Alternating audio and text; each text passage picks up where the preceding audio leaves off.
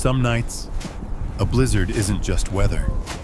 It's a veil hiding secrets that can break or bind a town. In the frozen silence above Ouray, an old veteran stumbles onto a mystery. A wounded officer, a loyal German shepherd, and a single message in the snow that chills the heart. What brought them to the edge of the wilderness? And who would risk everything to keep the truth buried? Before you judge, ask yourself, would you step forward or turn away? Tell me where you're watching from. This is a story you won't forget. Winter in the San Juan Mountains didn't just arrive. It possessed the land. By December, snow had sealed every ridge and ravine, white swallowing the world in layers so thick, even the ponderosa pines bowed beneath its weight. Along the US 550, the famed million-dollar highway, winds howled between red rock cliffs, threading through the icy teeth of Red Mountain Pass. The little town of Ouray, crouched in a bowl of valley shadow, looked at dusk like a scattering of lights fighting back the long dark. Far above the frozen rooftops, at the forest's ragged edge, stood a cabin built from knotty pine and old secrets. Harold Hal Whitaker, age 72, had spent his last decade in this cabin, tucked among spruces and aspens, looking down at Ouray's dim yellow glow. He'd served with the Air Force in weather reconnaissance, years spent reading clouds and measuring silence over hostile terrain. But war, like winter, has a way of lingering long after it's gone. Hal lived alone, but not by fate, by careful, stubborn choice. Each morning, he brewed coffee in a battered tin percolator, the aroma rising through still air and mingling with the scent of wood smoke and pine resin. The walls were lined with dog-eared books, old charts of wind patterns, and a tattered map of San Juan passes, every hairpin and deadfall annotated in small, precise script. These rituals, small and ordinary, formed a kind of armor. Every movement had purpose, stacking firewood under the overhang, brushing snow from the satellite dish, mending seams on an old Navy parka with fingers stiff from cold. His cabin was a world apart from the bustle of Main Street, the thrum of snowplows and skiers and tourists who only saw the mountains as postcard backdrop. Hal saw them for what they were, sentries and scars, places where men vanished and storms could erase the lines between survival and memory. There was comfort in the regularity of winter, the hush before dawn, the groan of beams settling beneath ice, the faint, rhythmic ticking of sleet against glass. Yet solitude wasn't always a balm. In moments between chores, when the wind quieted and the only sound was the crackle of the fire, a different silence pressed in, a kind of waiting. Sometimes he sat on the porch steps, coffee cupped in both hands, and watched clouds slide over the range until the sun's first rays silvered the valley floor. Sometimes, in the blue hour before daybreak, he'd thumb through a letter from his wife, living now with her sister in Arizona, where winters were gentle and the ache of old injuries softened by sun. They'd chosen distance as kindness, two lives running parallel, neither one ready to close the gap. Beneath this surface order, a quiet ache ran like groundwater through his days. The cabin was neat, tools hung precisely, boots lined up near the door. But each habit, each measured step, seemed designed to keep chaos at bay, a chaos he'd once met head-on, in places where weather could turn a mission deadly and a mistake cost lives. Now, the threat was different. Time moving in small increments, the possibility that nobody would need him again. There were weeks when Hal saw no one but the postman, who left parcels in a weathered tin box half buried under snowdrift. a life measured by routines and the soft ticking of the barometer on the wall. He was not bitter. Rather, he wore his solitude as one might a favored coat, battered but well-fitting, its pockets lined with memory. The men he'd served with were scattered now, some gone, others calling only at Christmas or on stormy nights when the wind sounded too much like the past. Hal found meaning in details, a perfectly split log, a sky so clear you could read your own history in the stars. But beneath it all, loneliness clung like frost to the eaves, quiet but persistent, never quite melting. Outside, winter deepened. The world shrank to a circle of lamplight and footprints in the snow. Each morning, Hal mapped his day with a pencil and folded note card. Check the generator, split more wood, record the noon temperature, hike the lower ridge. Every action a small defiance of the emptiness. The silence, at times, grew so heavy that even the sound of his own breathing seemed to echo.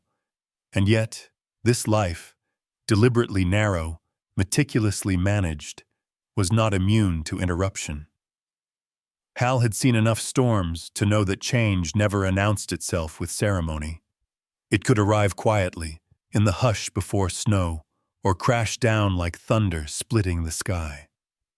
In the high country, mercy and menace often wore the same face. On this particular morning, as the wind coiled tighter around the cabin and gray clouds gathered like ghosts along the pass, Hal set out his boots, checked the batteries in his headlamp, and traced his finger along the familiar creases of his old map. He paused, listening, feeling the low, electric tension that sometimes came before the world shifted.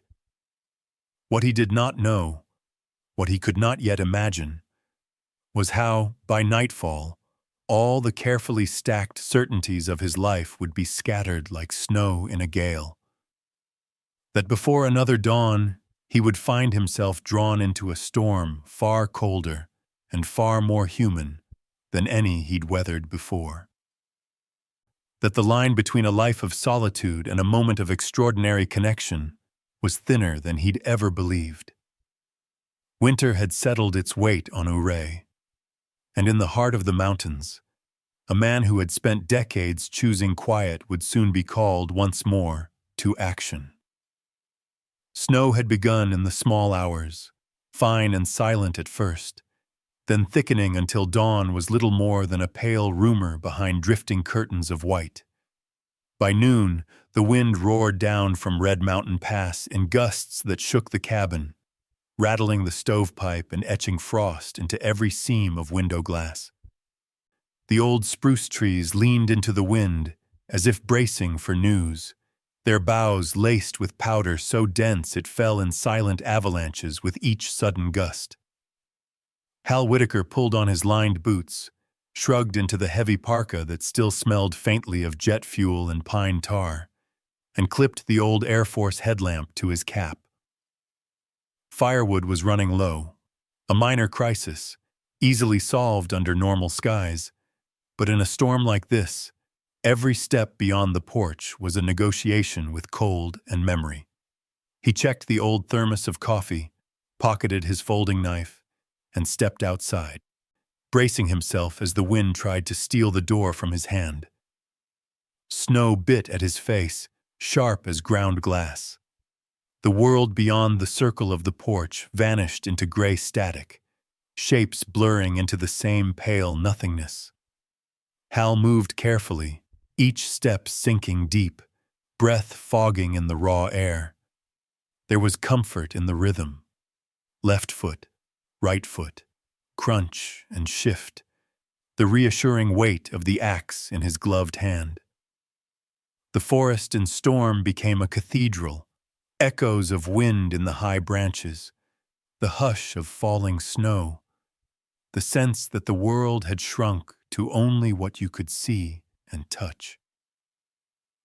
He had nearly reached the stand of fallen pine he'd marked last week when his headlamp flickered. catching on something out of place, a shadow at first, hunched and indistinct among the mounded drifts.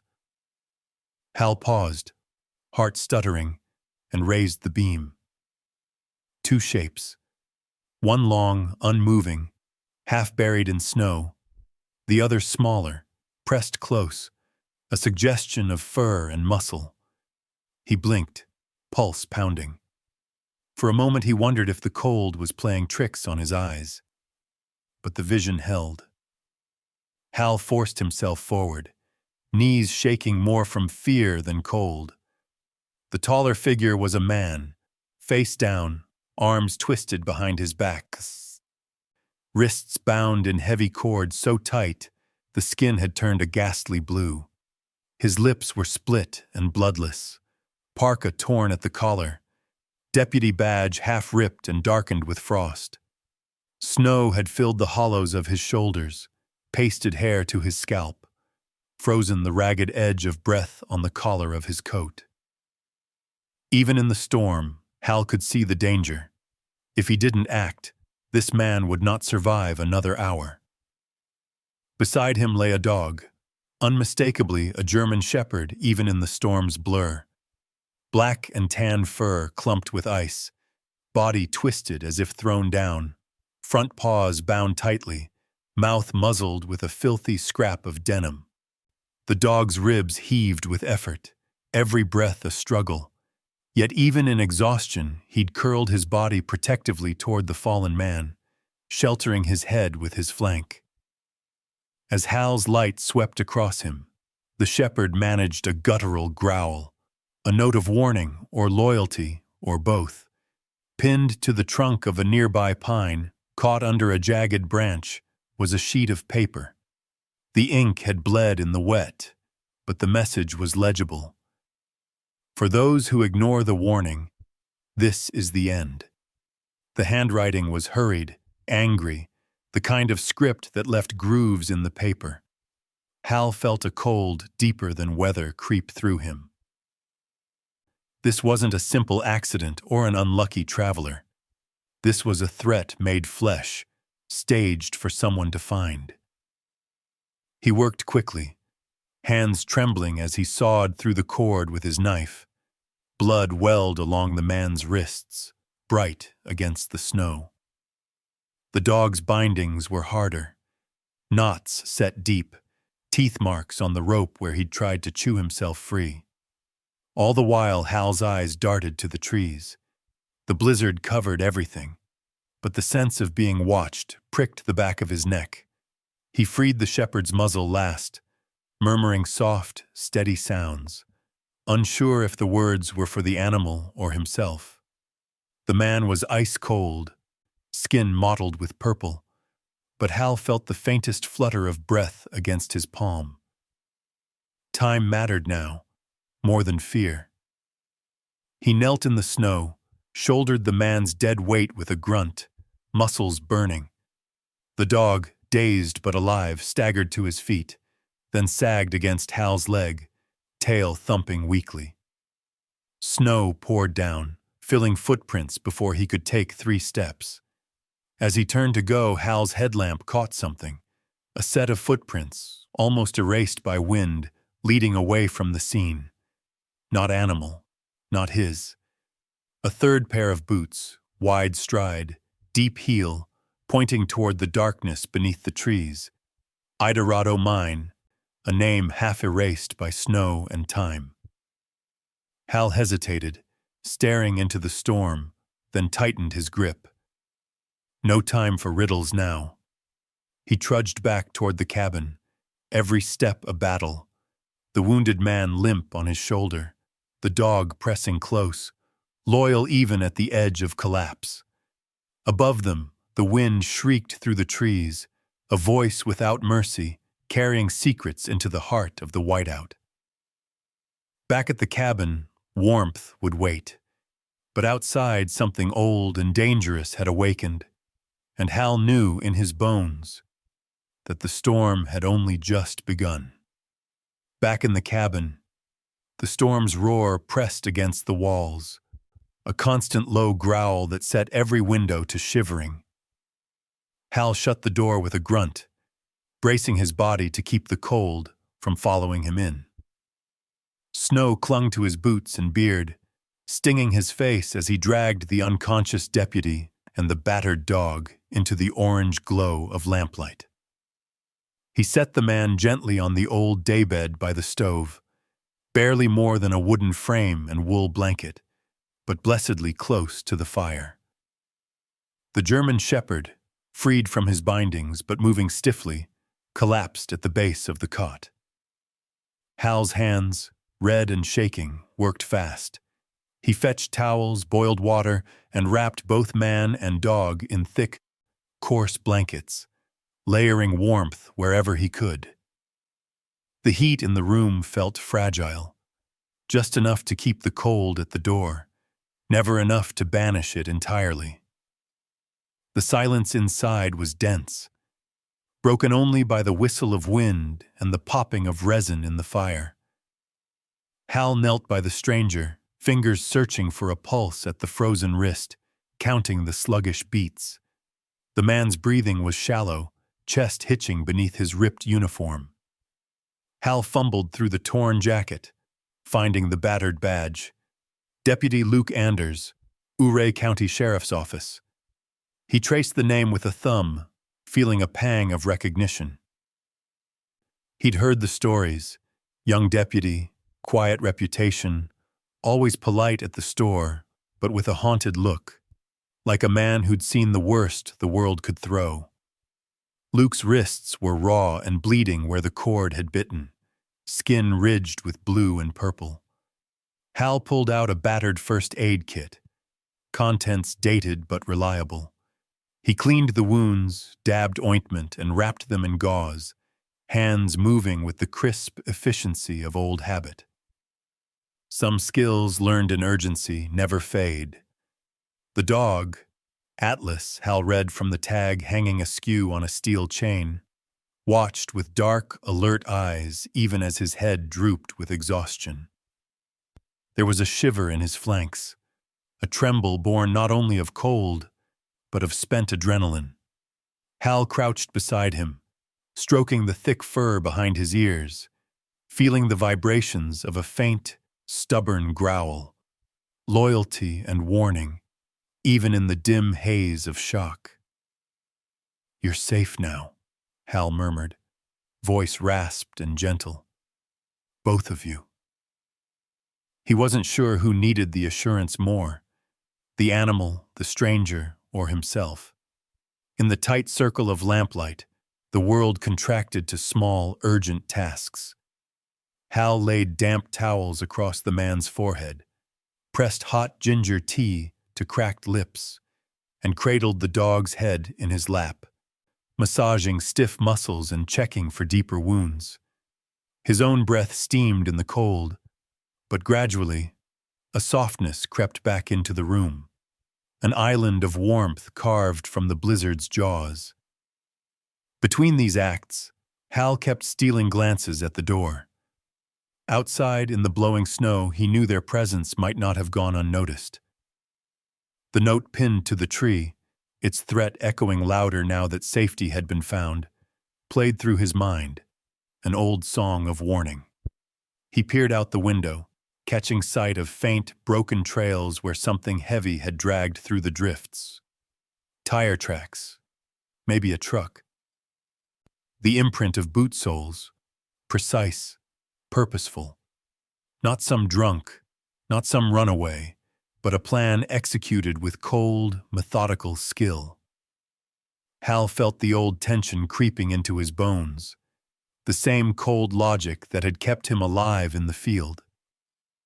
He double-checked the locks, slid a flashlight beside the shotgun leaning by the stove, and kept the fire stoked until sweat beaded on his brow.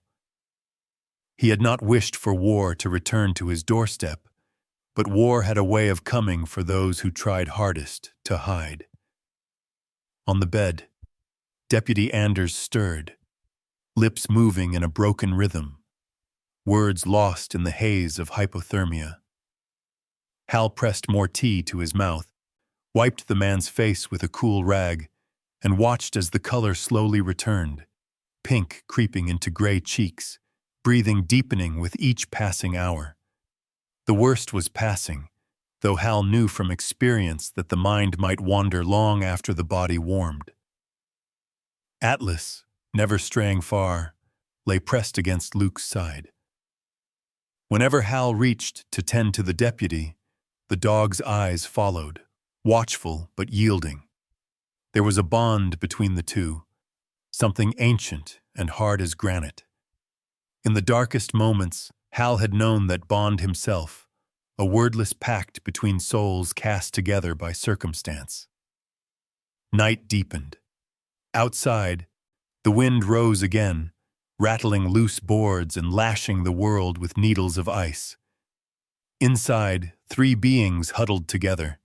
One man old and solitary, one young and battered, and a dog who refused to surrender. The cabin, once a fortress of silence, became a fragile haven against the storm. As Hal sat back on his heels, chest heaving with fatigue, he realized something had shifted. The boundaries of solitude had been breached. The old map on the wall, with its careful notes and closed circuits, no longer seemed to contain the sum of his world. Wariness sharpened into purpose. A new storm had come to his doorstep, and this time, he would not face it alone. Outside, a scraping sound against the eaves, unmistakable, deliberate.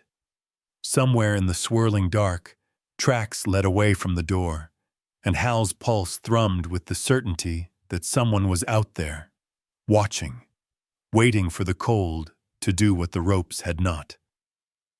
The threat wasn't gone. It had only retreated, regrouping beyond the lamplight.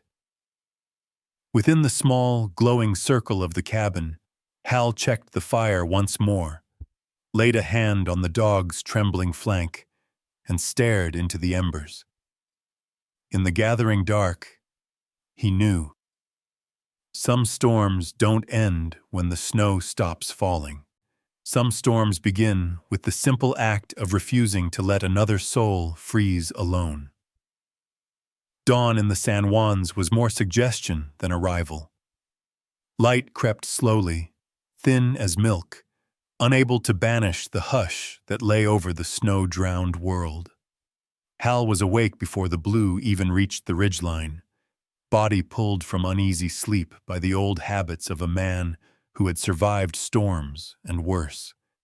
He moved through the cabin quietly, the rhythm of care practiced now, checking Luke's pulse, refilling the stove, pouring out a measure of kibble and water for Atlas, who had finally surrendered to sleep beside his battered handler. Luke Anders was not yet truly awake, his breathing steady, but mind drifting between fevered dreams and the slow, gathering pull of return. Hal watched the young man's brow twitch, eyes moving beneath pale lids as if searching for something he could not yet name. The badge, cleaned and left on the battered table, caught a pale glint from the lamp. Outside, the wind had stilled, but the silence held a charge, as if the world was waiting. By mid-morning, color had returned to Luke's cheeks, and Atlas had struggled to his feet, stiff but determined. The big shepherd followed every movement with careful eyes, nose twitching, tail beating a slow, wary rhythm.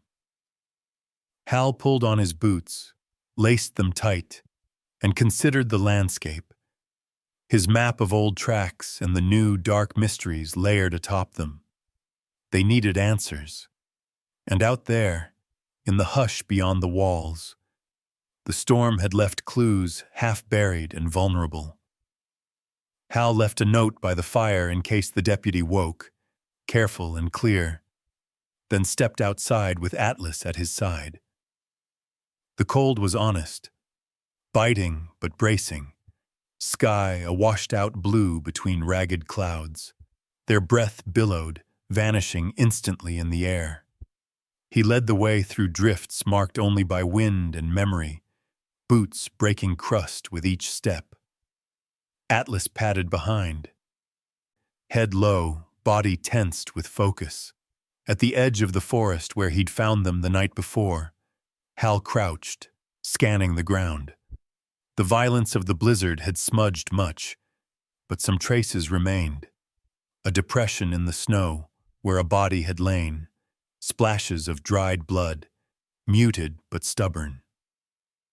Next to the impression was a single deep line, a drag, perhaps from a boot or something heavier. Atlas circled, nose pressed to the crust, sniffing with a precision that seemed almost supernatural. Then the dog's body stiffened. He turned sharply, leaving the human track behind, heading into a stand of pine. Hal followed, pulse quickening.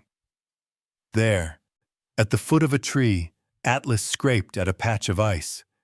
Underneath the crust, glinting in the early light, was a scattering of resin and something more.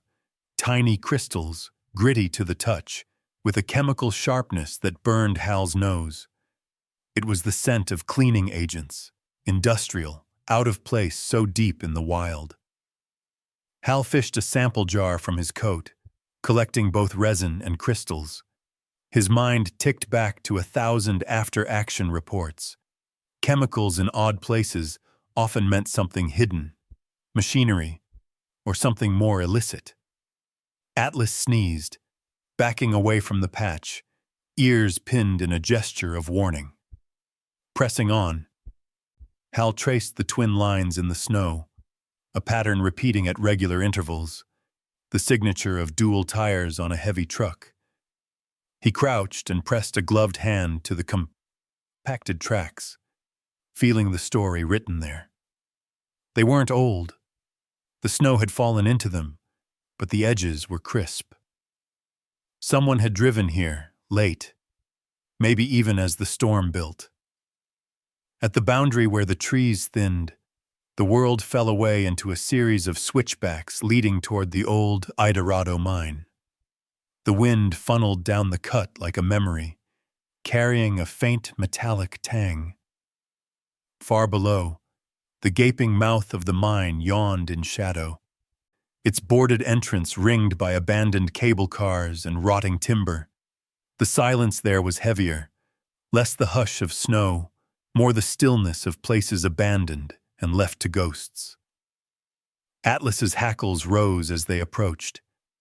The dog's body moved with purpose, not fear. A working animal, mind engaged, every sense honed. Hal scanned the ground, finding more clues. A cigarette stub, crushed and dusted with snow, and a strip of duct tape, the kind used by road crews to seal tarps, or by men with darker intentions. He paused, taking photos of each with his battered field camera. Every detail felt loaded, important. In the stillness, Hal could hear the faint echo of water dripping deep within the mine, a rhythmic pulse like a heartbeat or a clock counting down. It was then that he noticed something stranger. In the snow by the mine's mouth, parallel to the truck tracks, was a trail of finer prints. Animal, but not Atlas's. A coyote, perhaps, or a stray dog. But they followed the human path precisely, as if leading or being led. The sun had climbed high by the time Hal and Atlas turned back. The air was sharper now, the silence deeper, as if the mountain itself was holding its breath. Every step home, Hal replayed what he'd found. Resin and crystal, double-tired tracks. The unmistakable echo of human intent veiled in the randomness of a blizzard. He thought of the unconscious man in his cabin, the badge, the raw wrists, the weight of whatever danger had led him here. Thought of the dog, loyal beyond sense, alert even in the edge of exhaustion. He had lived alone for years, seeking peace. But this morning, In the blue-white glare of a world remade by snow, Hal understood. Peace was not always the absence of conflict. Sometimes, it was the courage to step toward another's trouble, to gather the clues left behind by violence and neglect, and carry them home. As the wind picked up, howling faintly through the timber and across the mine's battered face, Hal paused, looking back one last time. In that gray space, secrets had been buried beneath the snow. But secrets, like storms, never sleep forever. He walked on, dog at his heel, back to the cabin and the wounded, waiting world. Returning to the cabin, Hal was greeted by the low, steady ticking of the old wall clock, a metronome against uncertainty. Luke Anders was awake now, groggy and pale but sitting up, a blanket clutched around his shoulders. Atlas lay draped across his boots, tail thumping in recognition as Hal entered, the faintest light of trust flickering in the dog's eyes. Hal poured strong coffee, the dark scent cutting through the fading chill, and slid a chipped mug across the table. Luke's hands trembled as he lifted it, but his voice, when it finally came, was more gratitude than fear. "Didn't think anyone would find us up there." The words hung in the quiet, heavy as snowfall. Atlas pressed closer, warm flanks anchoring his partner to the world. There was little need for talk. Hal could see the weight of fatigue in the younger man's posture, the brittle edge of someone who'd learned not to rely on rescue. He remembered that feeling well, the suspicion that no help would come unless you made it yourself. Hal gave Luke time to dress in borrowed flannel and old thermal socks, then handed him a map and pointed to where the truck tracks led, toward the old Eldorado mine, and from there, toward town. "We have to follow this through," Luke said, his voice rough but determined. "Someone's using the storm to hide something big. I need to find out who and why." Atlas, already alert, seemed to echo his partner's urgency, nudging Hal's coat with his nose, tail stiff with anticipation. Hal grabbed his battered field camera and slipped the jar of chemical crystals into his pocket. With careful, measured steps, the three made their way down the snowy lane toward Ouray, every footfall a small victory against the numbness of isolation. Main Street was a winter watercolor, angles softened by drifting powder, familiar faces blurred by scarves and parkas. The hum of life in a town hunkered against the cold, the growl of plows, laughter trailing from a diner, the clatter of chains on old trucks. For Hal, this was a world both known and distant, its rhythms echoing the life he'd turned away from years before.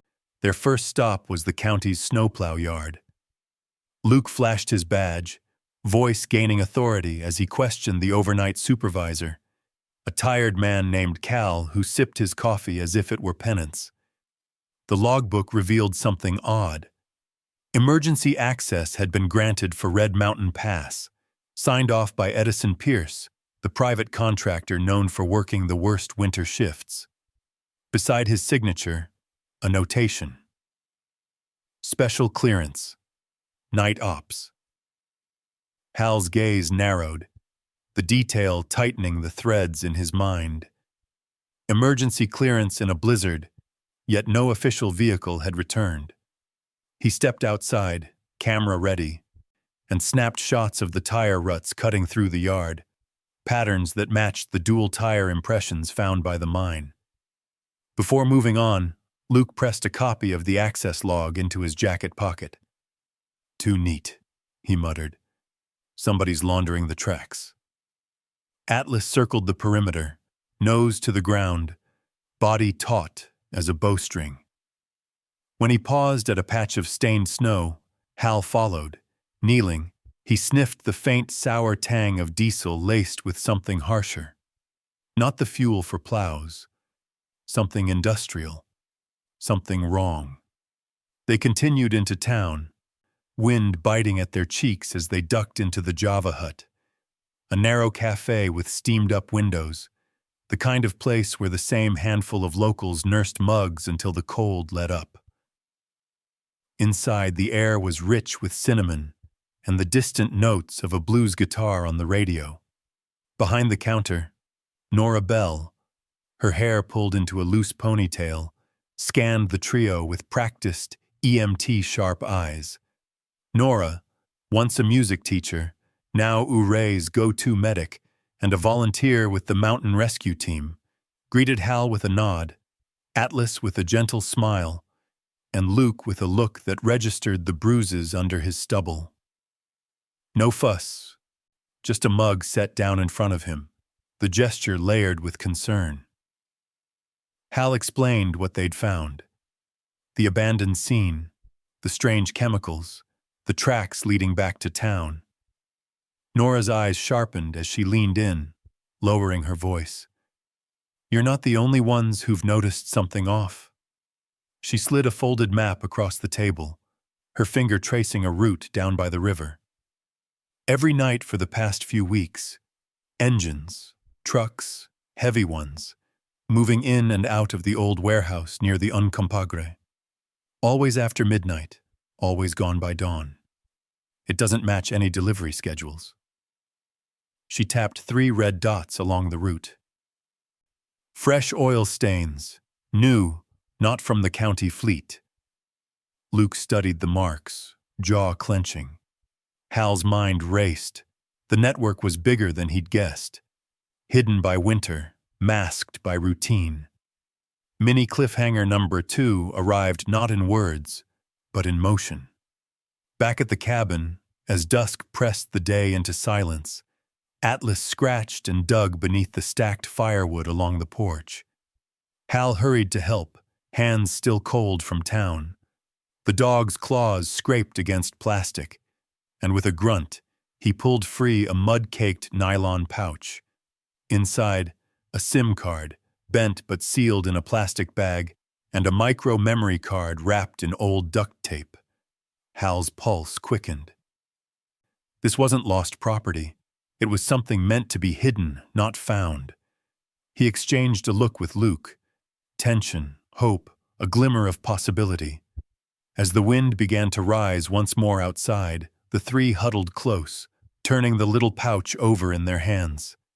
In the soft light of the cabin, the found objects seemed to vibrate with potential, the promise of answers hidden in data, and the grit under a dog's nails. Out beyond the window, snow drifted and covered footprints as fast as they were made. Inside, for the first time in years, Hal felt the quickening of purpose. A reason to risk, and a reason not to face the darkness alone. Darkness returned early in the mountains, stretching dusk into a long blue shadow that slid through the little cabin's windows and pooled around the feet of the 3 unlikely companions. In the hush, Hal watched as Luke laid the mud-caked pouch on the kitchen table, its contents trembling with secrets as old as the winter itself. Atlas, still wary from his earlier discovery, circled once before settling by Luke's side, his breath soft as a sigh. The SIM card, dried carefully on a folded rag, felt heavy in Luke's palm. A key, perhaps, to the riddle that had nearly cost him his life. Hal fetched an old phone from a box of spare gear, one of those indestructible models built for fieldwork, and watched as Luke, fingers raw and stiff, slid the card into place. For a moment, nothing. Then, a flicker of light, a weak signal, and a list of missed calls and text threads. No names, only numbers, burners, patterns hidden within. Luke's face, still pale, grew sharper in the cold lamplight. He scrolled with a speed that betrayed both urgency and fear. One thread leapt out, strings of short messages from an unknown sender, times matching the very hours Nora had marked on her oil-stained map. The words were blunt. Clear at 2. Load at yard. Shut gate, east side. Behind the numbers, the outline of a larger operation began to take shape, a network running beneath the ordinary business of snow and storm.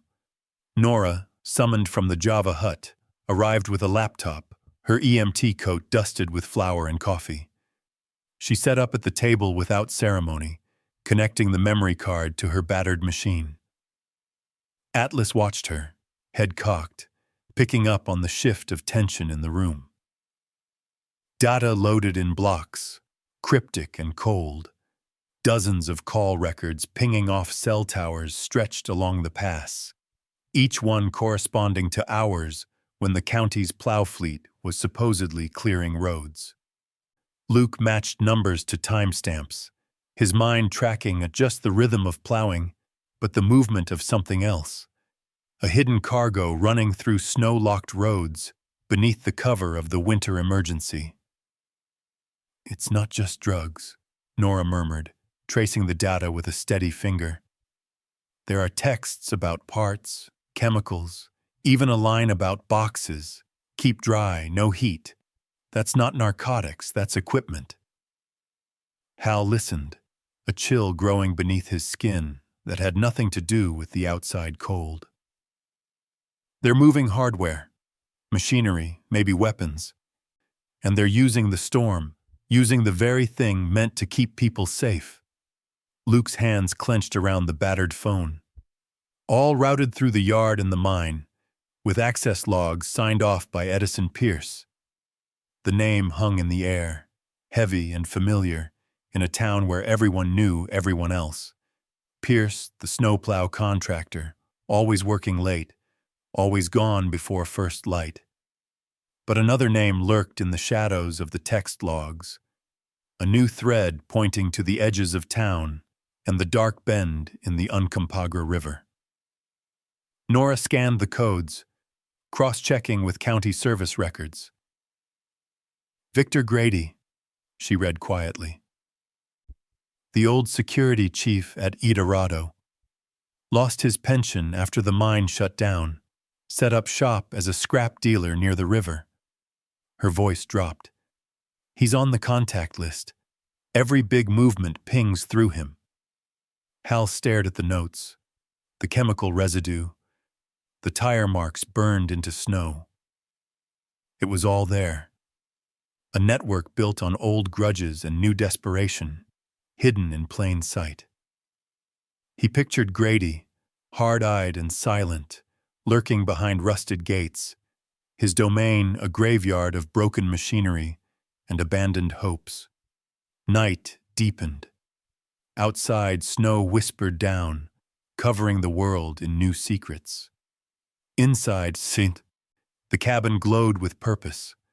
An old soldier, a battered lawman, a rescuer who had lost her music but found her calling, and a dog whose nose could uncover the lies men tried to bury. Each brought a piece of the puzzle, but together, something more. The resolve to pierce the silence, to risk the safety of solitude for the chance to make a difference. Atlas, sensing the shift, rose and padded to the window, nose pressed against the glass. A gust of wind rattled the panes. Hal followed the dog's gaze. Across the dark yard, the faintest glimmer of headlights flashed, then vanished behind the trees. Not a neighbor, not this late, not in this weather. Nora's eyes met Hal's, a spark of fear and resolve passing between them. "We're not alone out here," she said softly. "Not tonight." Hal checked the locks, laid out a flare and the old revolver he kept for emergencies. He moved quietly, but with the focus of a man who had learned not to ignore the unease that rose in a storm. As the clock struck midnight, the three gathered close around the map, the data, and the little pile of evidence Atlas had unearthed. Somewhere beyond the rim of the old mine and the yard, men were preparing to move their cargo, confident in the shield of darkness and snow, but now there were eyes watching, eyes that would not look away. And as the wind howled over Red Mountain Pass, Hal realized this was the moment his solitude had prepared him for, not to hide from trouble, but to walk into it, not alone but in company with those who had, for a single, trembling night, become family. In the hush that followed, with the storm song rising again, the real story of Uray's winter was about to begin. A story of courage, cunning, and the loyalty of those who refused to let wrong go unchallenged. Night pressed close to the mountains, cloaking the town of Uray in a velvet hush broken only by the distant groan of wind and the occasional lonely bark from a farmhouse dog. In Hal's cabin, the light had been dimmed to a pool over the kitchen table. Every shadow now seemed to hold a whisper, every creak in the pine boards a message from the storm or the world beyond it. Hal moved with deliberate care, the old training guiding his steps. Keep the light soft. Minimize movement at the windows. Always let your eyes adjust to the dark before stepping outside. He found himself watching Atlas more closely, the dog's entire body tuned like a wire to signals Hal could not read. It was the shepherd who noticed first, a shift in the wind, the scent of something acrid drifting past the eaves. Outside, the snowplow yard and its haphazard stacks of tarp-covered machinery had long since blurred into a single black mass beneath the moonless sky. Hal, Luke, and Nora had agreed on a plan. Catch the smugglers in the act, but do it without risking the kind of open confrontation that could tip off the network and leave them empty-handed. They needed evidence, and above all, they needed to stay alive. Shortly after midnight, they set out in silence, Nora driving her battered Subaru, Hal and Atlas taking the shortcut through the woods, boots crunching, breath turning to silver in the cold. The snow had quieted, blanketing every surface, rendering the world both more dangerous and more beautiful. Hal could feel the tremor of anticipation in his muscles. The air itself felt like the moment before a lightning strike. They met in the shadow of the yard's back fence. Beyond the chain link, hulking snowplows sat in a frozen row. But to the north, a cluster of trucks, unmarked, double-tired, mud and salt caked to the axles, waited with engines ticking softly in the dark. No official markings, just the makeshift discipline of men who thought themselves invisible in the storm. Nora signaled, flashlight off, and whispered coordinates over her radio to the mountain rescue dispatch, a lifeline if things turned. Luke moved low and silent, every step betraying the pain still radiating from his battered ribs. But in his eyes was a clarity Hal recognized, the determination of a man who'd seen enough injustice to know how quickly silence becomes complicity. Atlas's head shot up. His body stiffened. Hal caught the faint, sickly whiff of ANFO, fertilizer mixed with diesel, a scent burned into his memory from years spent reading the weather at remote bases where things sometimes went wrong. Near a stack of plow blades draped in blue tarp, the dog braced and refused to move forward. Hal peered closer and caught the glint of a thin wire strung across the ground, almost invisible, but for the crystals of ice clinging to it. "Tripwire," he mouthed. Not a booby trap to kill, but one designed to alert, to startle, to turn any approach into a blaring alarm. "Don't touch it," Nora breathed, eyes wide. She reached into her pocket for a red wax crayon, marking the ground just beyond the tripwire's end, a sign for anyone who might follow later. They didn't engage. Instead, they observed. Cameras up, every detail recorded. License plates, the careful offloading of heavy crates, the quick, nervous gestures of men in thick gloves, faces mostly hidden behind scarves and knit caps. At the edge of the circle of trucks stood Edison Pierce, clipboard in hand, his breath fogging as he made notes. A figure approached from the shadows, Victor Grady, heavier now, but his posture still that of a man used to being obeyed. The two men exchanged words too quiet to catch. Then the crates were lifted, smaller, heavier than standard snowplow supplies, marked only with coded stencils and arrows pointing up. One slid open as they watched, revealing a tangle of metal rods and electronic components glinting under the yard lights. Machine parts, maybe, or something more sinister. Hal snapped photo after photo, mind racing through the possible implications. All the while, Atlas stood unmoving, a sentinel in the snow. Luke knelt and scratched the dog behind the ears, a moment of silent gratitude for the warning that kept them all from a fatal misstep. When the trucks rolled away, their taillights disappeared into the black. The yard fell silent once more, save for the ticking of ice melting beneath hot engine blocks. Hal, Nora, and Luke slipped away, the evidence heavy in their pockets and the taste of fear thick in their mouths. Back at the cabin, the silence was electric, a pause before the world could breathe again. Nora stoked the fire, her hands trembling as she scrolled through the photos on her phone.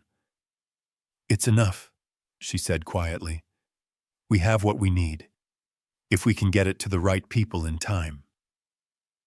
Hal leaned against the wall, eyes fixed on Atlas, who had curled up by the hearth, but whose eyes still glimmered with uneasy vigilance. Luke, exhausted, sat with his head in his hands. The weight of what they had witnessed, and what they would soon have to do, settled over them all. Outside, the first hints of dawn tinged the snowy peaks a cold, indifferent blue. But inside the cabin, a decision had been made. Whatever came next, they would not turn away. Not now. Beyond the glass, shadows shifted, men moving in the world's forgotten corners, and the wind carrying secrets across the high passes. But for a little while, in the orange circle of lamplight, the line had held. Word of the coming snowstorm returned with the dawn, a warning etched in the air's bitterness, and in the hurried way neighbors checked their roofs for weight. Hal, Nora, and Luke gathered close around the kitchen table, the found evidence spread before them. A map darkened by the smudge of diesel-stained gloves, Nora's phone with photos of crates and license plates, a flash drive filled with call logs and texts. In the hearth's glow, the world felt both fragile and suddenly immense, as if every secret in the valley waited just beneath the surface for a single touch to set it tumbling out. Nora's contact at the county radio relayed a single coded phrase: "Emergency plow run scheduled. Red Mountain Pass, 8:00 p.m.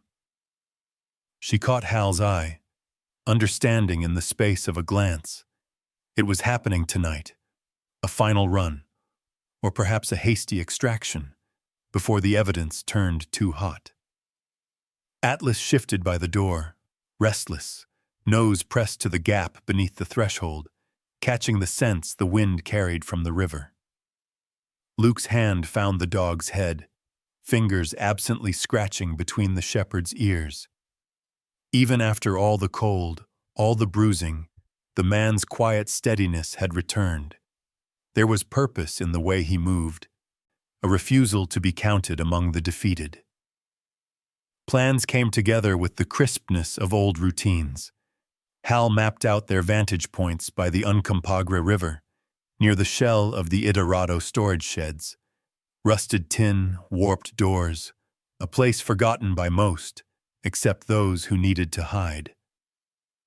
Nora loaded flares and radio batteries, a tangle of blue and orange cords peeking from her rescue pack.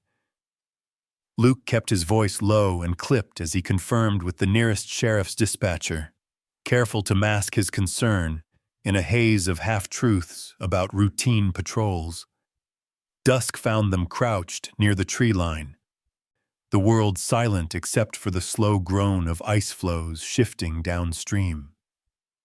In the far distance, headlights bobbed behind stands of black spruce, sweeping the yard with cold, indifferent beams. Atlas pressed against Hal's knee, body trembling, not with fear but with anticipation. Every muscle taut, every sense turned outward. Luke squeezed the dog's shoulder, eyes fixed on the warehouse. They watched the convoy of trucks snake through the abandoned service road, engines rumbling with muffled intent. Edison Pierce emerged from a cab, radio in hand, barking instructions to two men in reflective vests. Decoys, Luke guessed, faces hidden behind mirrored goggles and thick scarves. Then Victor Grady materialized, moving with a purpose that betrayed his years as a security man. He walked the perimeter, pausing often to check the shadows, his posture that of someone waiting for a threat to emerge. Atlas stilled. His ears pricked at a faint sound, a wire humming beneath the strain of fresh weight. Hal followed the dog's stare and spotted it, a low strand of tripwire strung between a snow-crusted barrel and a battered utility pole. Hal's heart thumped. The threat was no longer abstract. It was real, immediate, and directed at anyone who might dare approach unseen. "Easy," he whispered to Atlas, nodding to Nora, who pressed herself flatter into the snow. They marked the line, careful not to disturb it, and circled wide, making their way to the eastern entrance of the storage shed. The world seemed to pulse with held breath, the knowledge that a single misstep could scatter everything to the wind. From their cover, they watched Grady unlock the back gate, waving Pierce forward. The men hustled crates down a narrow corridor lined with pallets. Movements hurried, urgent. Nora raised her phone, snapping a series of shots through the slats. Each photo was a small piece of truth, proof of what happened when the valley slept. Luke moved like a shadow behind Hal, his bruised ribs gritting with every breath. When they saw Grady pause beside a battered switchbox and flip the breaker, all lights in the shed cut at once, an old trick to shield the final loading from outside eyes. But Hal, prepared for darkness, clicked on a red-lensed flashlight and swept the beam low. Atlas, unleashed, darted ahead with the precision of a bullet, nose low, tail slicing the air. In the gloom, the shepherd's dark coat made him nearly invisible. Suddenly, a crate slipped from a gloved hand. The clang ricocheted in the dark. Grady shouted, swinging a flashlight, catching only Atlas's tail as it disappeared around a pile of plow blades. The men hesitated. One, in his fear, backpedaled into the tripwire. There was no explosion, only a wail of alarms and the rush of boots scrambling for safety. Hal, Luke, and Nora surged forward. The moment of concealment ended. Luke hurled a flare, its red arc slicing through the dark, bathing the yard in blood-colored light. Grady, startled, reached for his holstered pistol, but Atlas intercepted, body colliding with the man's knees, sending his shot wild into the snow. Hal swept in from the side, using his weight to pin Grady's arm, wrenching the weapon free. Nora's voice rang out over the chaos, calling the rescue dispatch, her words a lifeline through the storm. Pierce, cornered by the shed, stumbled, hands raised. The other decoys broke, vanishing into the tree line. The evidence, the crates, the marked barrels, the call logs, now lay revealed in the brutal clarity of the flare's light.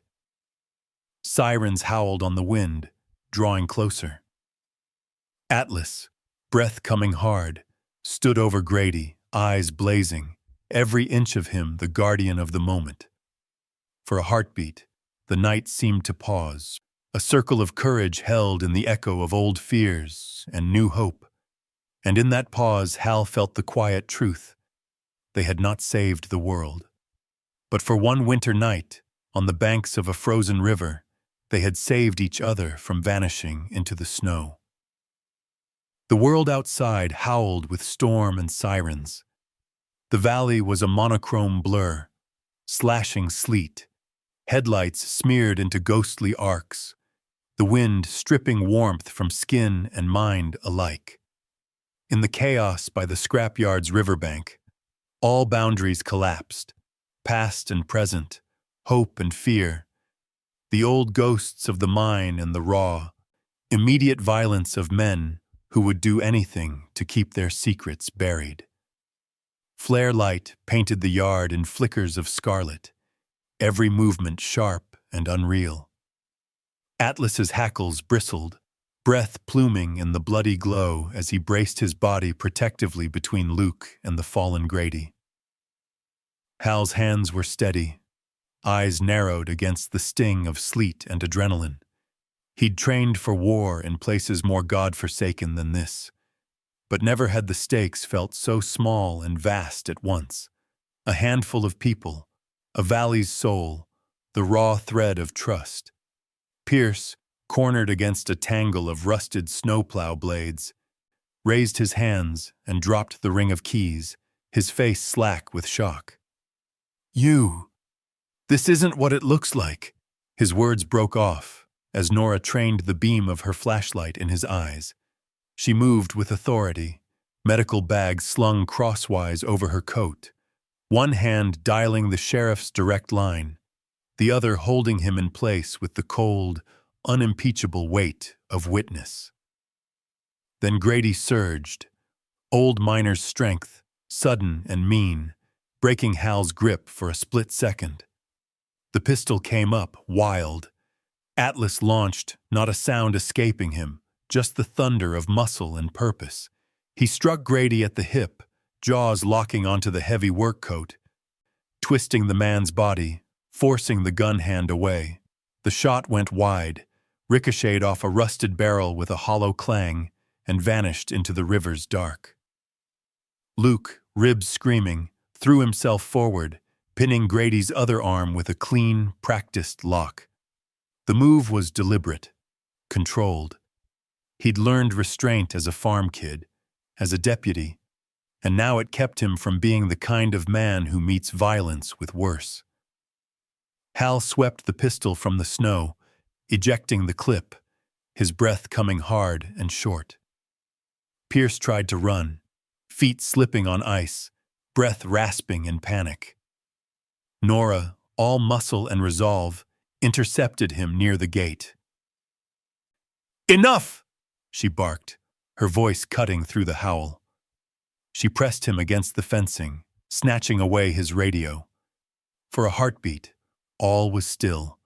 Red light, falling snow, the ragged music of a world right on the verge of being remade. Atlas stood over Grady, still growling, not moving an inch as Luke cuffed the man with shaking hands. "You're done," Luke whispered, and Grady, breathless, defeated, spat a curse that fell flat on the wind. Every line of the dog's body said it. This is the end of the old road. The sound of engines rose, a wave cresting, sirens now wailing for real, bouncing off the bluffs and river ice. Police cruisers nosed through the drifts, blue and red flashers wild against the whiteout. First responders spilled out. Uniformed deputies, state patrol, even a pair of Forest Service rangers. Nora waved them in, voice calm, naming names and pointing out the tripwire, the crates, the men who'd run. In the swirl of lawmen and floodlights, the story snapped into place. Evidence.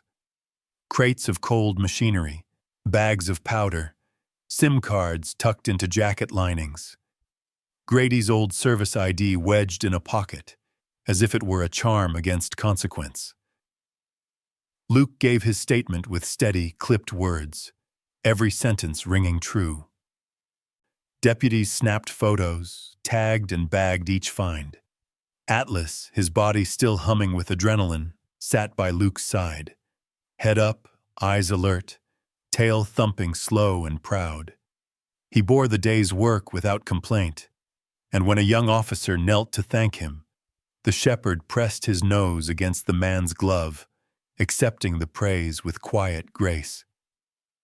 In the chaos, Hal found himself standing apart, one hand pressed to his chest as he looked out across the yard. The river's dark thread coiled in the night, carrying secrets away. For the first time in years, Hal did not feel himself a ghost haunting his own life. He felt, despite the cold, the risk, the old ache in his bones, a kind of raw belonging, as if every loneliness had prepared him for this brief, hard-won place in the world's unfinished story. A rookie deputy brought him a steaming cup of coffee, black and bitter, the kind Hal had drunk in sandstorms and on airfields halfway across the globe. He nodded his thanks, gaze lingering on Luke and Atlas, on Nora field dressing a small cut above her eye, on the knots of exhausted lawmen packing up the evidence. He realized that sometimes winning wasn't about victory or clean endings. It was about the people you stood with in the storm. By the time they loaded Grady and Pierce into the waiting cruisers, the snow had eased. Dawn was still a rumor on the horizon. In that pre-dawn hush, the yard felt different, the air cleansed, the old threats scattered, hope trembling in the first hint of light. And as Atlas limped over to Hal's side, leaning into the warmth of his leg, Hal murmured, "Find the way, old boy." The dog looked up, eyes soft and unafraid. The world had shifted, a valley's silence broken not by violence, but by loyalty and the strange, redemptive courage of the night. Morning in Ouray, Colorado, comes slow and quiet, as if the mountains themselves hesitate to let the night go. The first light doesn't arrive with drama, but seeps into the valley, pale blue and silver, filling the spaces between spruce and stone with the hush of a world returned, for now, to gentler things. Snow still clings to rooftops and fences, shivering on the bare branches of cottonwoods above the Uncompahgre River. Down the main street, shop windows fog with warmth as the day's first pots of coffee begin to simmer. Inside Hal Whitaker's cabin, the storm's memory lingers only in the dampness of mittens drying by the stove and the fatigue that settles into bone after a long vigil. Atlas lies curled by the hearth, the flame reflected in his dark eyes. Every breath the dog takes is steady now, the wild tension of the night traded for a deep, satisfied exhaustion.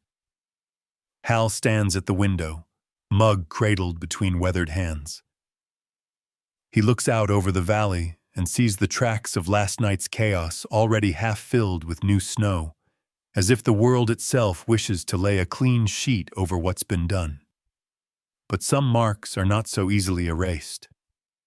The lesson of survival is not about hiding the scars, but letting them become part of the map, a sign that you made it through, that the story, however battered, is yours to keep. Luke is here too, moving slowly, ribs bound tight but posture straight. He stands on the porch with the morning sun warming his battered face, one hand resting on Atlas's collar, the other tucked into his borrowed flannel. His badge is gone from his chest, turned in as evidence, but its absence doesn't diminish the quiet authority in his stance. Beside him, Atlas sits up, ears high, accepting the soft touch of Luke's hand with something like pride. Nora arrives as she always does, without knocking, the door swinging open with a rush of cold air and the smell of pine. Her hair is tucked under a wool cap, her eyes bright with news. She carries a stack of papers under one arm, statements from the night before, maps already redrawn with new patrol routes, a grant application for a permanent animal rescue, and SAR post at the forest's edge. The three gather at the table, a makeshift council shaped by the night's ordeal. Coffee pours, stories retold in fragments, the tripwire by the plow yard, the sick click of Grady's pistol, the split-second choices that kept them alive. Laughter comes easier now, even if it's frayed at the edges. Humor as a way to mend what can't be stitched in silence. The town itself awakens in the aftermath. Ouray County posts news of the dirty snowplow bust, a web of smuggling unraveled by courage and the odd, stubborn persistence of those who refused to turn away. Grady and Pierce face a slate of charges. The county board commends Luke and Nora, while Hal is asked, with no small irony, to serve as an advisor on winter response routes. He laughs, the sound low and surprised, and says yes, not out of duty, but because something old in him wants, at last, to belong again. Atlas becomes something of a legend. The story of the dog who found the way, passed from diner to fire station to schoolyard, each telling growing a little taller, a little braver. The sheriff's office awards him a stamped steel tag. Atlas. Find the way. It hangs from his collar, cool against the warm fur, a small, silent proof that courage often walks on four legs and answers to its name in the dark. Nora's Animal Rescue Fund is approved within the month. She signs the first grant with hands that no longer tremble, building a place where lost things, dogs, people, hope, can come to be found again. As winter edges toward spring, the rhythm of life settles back into its old, resilient groove. Hal begins attending mountain rescue meetings, offering his weathered voice on when to trust the passes and when to stay home. He finds he likes the sound of his own laughter mixing with the others, the gentle nudge of Atlas's muzzle under his hand. And in the evenings, when the valley hushes and the last light draws long across the snowfields, Hal sits on the porch with a mug of coffee, Luke leaning against the rail, Atlas sprawled at their feet. Nora's Jeep sometimes crunches up the lane, the engine a familiar punctuation in the stillness. They share the quiet, watching as headlights flicker along US 550, no longer a road for secrets, but for people finding their way through the night. There is no grand pronouncement, no tidy ribbon tied on the mess of the world. Just the knowledge, earned and honest, that courage, like snow, settles in small, unremarkable places, and that sometimes what saves us isn't might, but the willingness to answer a call when the wind howls and the night is at its deepest. In that circle of shared light, loneliness recedes, and something like hope, slow and persistent, begins to thaw. And so in Ouray, as the days grow a little longer and the snow begins to shrink back from the roots of the pines, those who answered the call find themselves changed, not by what they fought, but by who they fought for and with. The story lingers, quiet and unshakable, a reminder that sometimes, to save the world, you need only to open your door and let someone in, man, dog, or stranger alike. If you want a gentle, evocative closing message for your audience, calling for reflection or sharing, let me know, and I'll provide it in the same voice.